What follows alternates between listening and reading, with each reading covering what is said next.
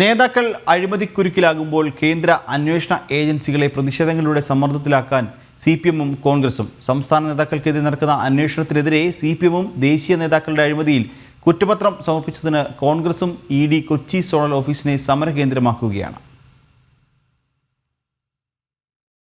National Herald കേസിൽ പ്രതിപക്ഷ നേതാവ് രാഹുൽ ഗാന്ധി, കോൺഗ്രസ് പാർലമെന്ററി പാർട്ടി അധ്യക്ഷ സോണിയാഗാന്ധി എന്നിവർക്കെതിരെ ഡൽഹി കോടതിയിൽ ഇഡി കുറ്റപത്രം സമർപ്പിച്ചതും കള്ളപ്പണം വെളുപ്പിക്കൽ കേസിൽ സോണിയാഗാന്ധിയുടെ മരുമകനും റിയൽ എസ്റ്റേറ്റ് ബിസിനസ്സുകാരനുമായ റോബർട്ട് വദ്രയെ ചോദ്യം ചെയ്തതുമാണ് കോൺഗ്രസിന്റെ ഇഡിയോടുള്ള പ്രതിഷേധ കാരണം.